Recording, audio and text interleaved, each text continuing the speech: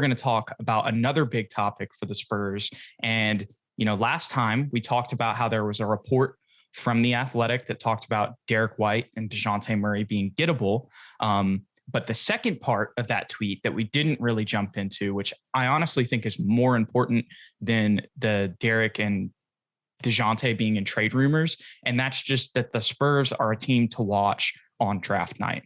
And this kind of goes into the whole thing that has been the theme whenever we've gone on Rob's show, whenever we've talked about here. And it's that the Spurs are in control. They have $40 million in cap space. If they want to make a big move, they have money that other teams in the league don't have right now. And this is the perfect opportunity for them to capitalize when a lot of the league is still locked up in cap space. Unfortunately, the free agent class isn't too crazy other than Kawhi Leonard. So you're probably going to have to do that through a trade, which means either trading up in the draft to try to get another good young piece, maybe like a Scotty Barnes or something like that, or trading for a star like Zach LaVine, which we've mentioned on the show, or somebody else, a veteran presence. We've even seen some rumors as well of John Collins potentially going to the Spurs. We talked about that. We think that it's a lot less likely with the way that Atlanta's season went, but the Spurs will have more money on the books to offer him than Atlanta and all the other teams involved, it looks like. So that actually might be a little bit more of a possibility than we think. But I don't know. If I'm John Collins, I'm taking the pay cut and staying with that Atlanta team and trying to win a championship. But also maybe he's just like, I want as much bread as possible. I want to take care of my family. I want to take care of myself. You can't hate on that. San Antonio is a winning culture. They got two other young stars locked up, maybe in his eyes, he feels like, and he's like, heck yeah, I'll go play there. I don't know. Those are all a lot of possibilities in the off season. What's your take on all of it, Ethan? I don't think any trades are going to happen as far as draft night. I feel like every time a media outlet says that the Spurs are making moves or making calls, something big might happen. It never does. I think back to the night LaMarcus Aldridge was supposed to be traded, and we waited and waited and waited, and it never happened. And we ended up working it out with him. I don't think the Spurs will trade unless they can get a top 3 pick, and I don't think any of those top 3 teams are going to trade because I don't think we have anything worthwhile, honestly, to offer them. Because the only players that I would consider trading for are Evan Mobley and Cade Cunningham. Really, those two could make a huge difference on whatever team they land to, and the Spurs don't have anything to offer to get to them. Scotty Barnes is a great player, I think, but I think we can get someone at 12 without giving anything up that can maybe not equally help the team, but still benefit the team like an incredible amount. We talked about Usman Garuba. You talked about Kispert.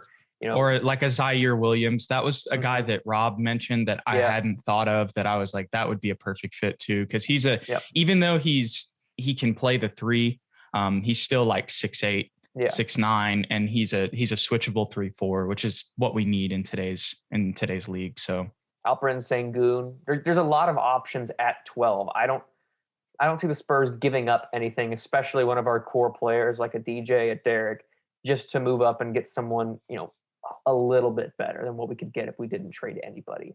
As far as John Collins or making a big sign and trade with DeMar or something like that, that I think is more likely, only because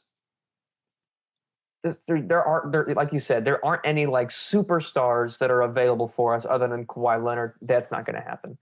But as a John Collins, a guy that's on the up and come, and he still has a lot of potential. Just had a great playoff performance. Yes, and he fills a need for the Spurs that we greatly, that power forward that is long and tall, 6'8", 6'9". He can play a small ball center. He's athletic. He fits He can stretch the floor, but he also has a post game. Yes, exactly. He fits such a big need for the Spurs right now. I could see us throwing maybe a little bit too much money at him. I texted you earlier. If we can get him for $20 million or less a year, I know that's a chunk of change even still, but I think we throw it at him just to see what happens. I think so too. Like, worst thing happens, you just trade him. Like, exactly. And that's not unheard of. Yeah. Like, and then you can just kind of run it with DJ, Derek, and John Collins and feel a little bit better about like, your veteran leadership. I know those guys are still super young, but it's like what, DJ will be going into his fifth year. I don't know how long it's been, but it's been a long time. It's crazy. Like, I remember when DeJounte Murray wasn't playing and I was like excited for him to play. And now he's been starting, which is, it's just crazy how time flies like that. But yeah, if he, I'm losing my train of thought. No worries. Another thing I want to say real quick about John Collins. I think another reason the Spurs would consider giving him a pretty hefty contract to come play for the San Antonio Spurs. He's not a player that's going to take the ball away from our other young developing talent. He's a guy that can just slide in, fill his role, and not be a ball dominant guy. Like, I love DeMar DeRozan and he was our best player, but he was a ball dominant guy. LaMarcus Aldridge, ball dominant guy. John Collins can just improve the team without taking the ball away from DJ and Derek and Keldon and some of our other young talent. They can really share it and see who emerges as our next star. All these guys will be on the same level, basically. We see who wants it the most. And I think also with John Collins, it opens up a little bit more offensive opportunities too. We know how long the Spurs have loved the just, we've got a guy who's got post moves. Let's just throw it down there and then have a bunch of other people run around. And like, I know that that's not small ball and that's not really, trending in the modern NBA. And we were talking about how important it is to adapt to that earlier, but also I still feel like if you give it to John Collins in the post, there's some effective playmaking that can happen either with him getting a bucket or somebody, running around off an off ball screen or something, whatever play they want to draw up, where he can pass it out to them and they can pull up. So that's another thing that we haven't really had since LaMarcus left. And I feel like that was one of the reasons that, we were able to kind of stay in the playoff race. Cause that's the other thing, the past 2 seasons, when it came down to like playoff race time, LaMarcus Aldridge has been out. And the year before when he was there, they made the playoffs. And I don't really think it's that crazy when you consider that, they're a part, they made the bubble. Not everybody made the bubble. They made the play-in. Not everybody made the play-in. If you add a healthy LaMarcus Aldridge, even if he's, a little bit slower and older, that's still like 18 or 20 you might get on those nights. And that can determine a win. So if you have somebody like John Collins and Derek White and DeJounte, who are still young, but have had a good amount of NBA experience, and a guy like John Collins, who just went on a deep playoff run, that would be huge for the Spurs this upcoming season, because then you can still stick with the youth movement. And while you do have some money, like, tied to some of these guys, you're still probably going to have, even if you pay John Collins a lot, somewhere between 20 million or less in cap space. You're not going to be booked to like the max. You know what I mean? You're not going to be in the tax rate or whatever it's called. You're going to be far from that. So you can still kind of have some flexibility cap wise, maybe even end up moving one of those guys if you want to. But this season you can have a better shot of winning, and you can have an exciting young team with some more veteran leadership and experience. Even if it's not, a DeMar DeRozan, Patty Mills, Rudy Gay type older player. Mm-hmm. And let's be honest here. A lot of people have the argument, Jude, that they don't want to give John Collins a lot of money because what if someone comes along in the future, like a big star, and we have to throw like a huge bag at them? We still have to pay Keldon Johnson. Yes, that's true. I think Lonnie Walker's coming up too. But let's be honest here for a second. Other than the guys that we have and paying them to stay, the odds of us, as we are today, going out and just saying, hey, Giannis, or like, hey, some superstar want to come over to San Antonio, especially since Pop is, leaving. I mean, we don't know yet, but he will be leaving sooner rather than later. Yeah. With that on the line, no one's going to really want to come here just to be a Spur. It's in free agency. One of our guys will have to emerge as a superstar, or we will have to draft a superstar. That's just how it's going to be. End up trading one of them probably if that ends up being the case. Yes. And if we really want to get a superstar and we think that we have the, the clout to maybe pull someone into San Antonio, they're not going to come unless our team is formidable already. And so we have to go sign these guys that aren't necessarily stars yet, but have that upside and can round out a team that can make a playoff push without a superstar. And if we can get to that point, then we can talk about making a trade or, signing some big name to come and be the center point of our team. Mm-hmm. Exactly. Yeah. I think that, when I'm listening to what you're saying, I feel like the too long didn't read version is, are we going to get anybody better than John Collins? Like, yes, we may be overpaying for him, but are we really going to be competitive with anybody else who's demanding as much money as him, who's better? You know what I mean? Yeah. And the answer is no, probably. So, the more that we're talking about this, I'm kind of just with you. Like you said at the beginning, I'm really, as we're having this conversation, I hadn't really thought about it too in depth, but I'm really feeling like throwing the bag at John Collins, Ethan. Even if he declines it, it's like, okay, we still have 40 million. Yeah, exactly. You know what I mean? Like literally nothing bad happens if you don't get John Collins. Then you just shoot for Kelly Oubre or, some other four that's out there. JaMychal Green, I think, is a free agent this year.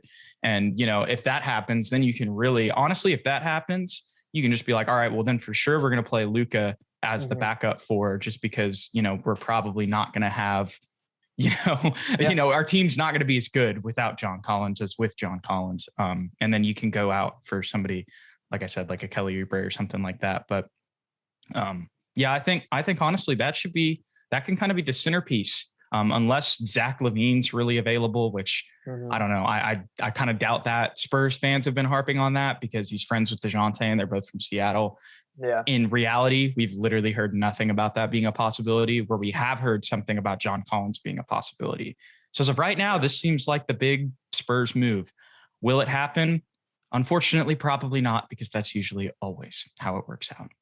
And I've been doing a little bit of digging about that Zach LaVine thing. And just as hyped as some Spurs fans are about a possible reunion with DeJounte and Zach LaVine in San Antonio, Chicago fans and Chicago media, they think the same thing about DeJounte being traded to Chicago.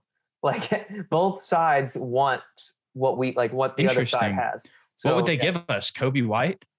They haven't said anything. I just, how there's all kinds of Spurs fan pages and Spurs media Instagram pages, stuff like that. Well, I've been looking at some Chicago Bulls, and they have DeJounte number 5 Bulls, and they're like, make it happen. What they've been saying is that they would sign and trade Lauri Markkanen to us, because they're like, oh, Spurs want Lauri. I don't want that. Spurs we don't want him anymore. We don't really want Lauri. We don't want him anymore. Yeah, not unless we can get him. 3 years ago, we wanted him. Yeah, we'll take him for $8 million a year max. Yeah, but I'm not giving him a John Collins size bag. Yeah, no. Not at all.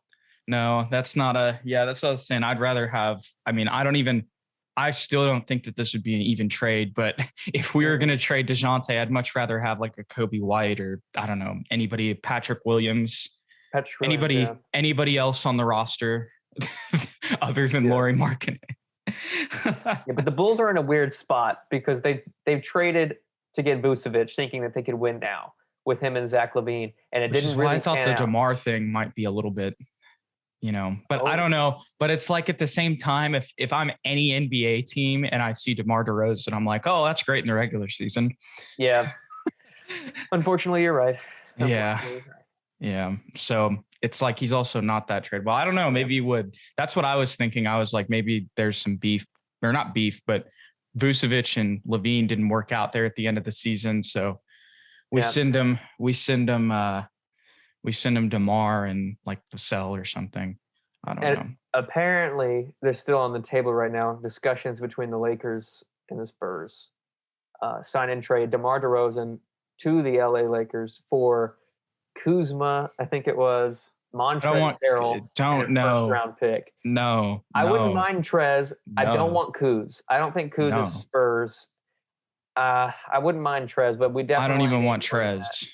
I wouldn't mind Trez. Any of them. I don't want either of them. Isn't his deal expiring? We could use some aggressive center power forward play. Drew Eubanks is basically Montrezl Harrell. Yeah, but and he's taller. I don't think that there's a lot of other opportunity. If we want something out of DeMar, that's probably our best opportunity to get something out of DeMar, or we just let him walk. Because I don't think there's going to be a lot of other teams interested in him as far as signing and trading. The picks aren't going to be good anyways, unless it's 2028, Yeah. So I don't know. That's just me. Because I think other teams are going to say, sure, we could maybe trade a pick or two and a role player for DeMar, but he's going to be available. He's going to be there. He's an why would they trade him? Why would we trade? So I think that's the only real opportunity other than maybe Atlanta, but I think that's I think we might have a better opportunity to just throw a bag at John Collins than sign and trade DeMar for John Collins. I 100% agree with that. Yeah. It's kind of the same situation. It's like, why would we do this when we could just offer him the money? Yeah. And which is the same thing with DeMar, how other teams are feeling about that. So yeah. The Spurs are just so interesting. They're so interesting, Ethan. And we're just like ducks in a pond, and we're just sitting and waiting until the rain comes, We're just waiting for a big moment. It's like we could either have the apocalypse coming towards us, or we could have, sunshine and rainbows coming. And, right now we're just sitting in the waiting room, and, they're going to tell us which door we're going to go into. So yeah, except it's the future of the Spurs franchise.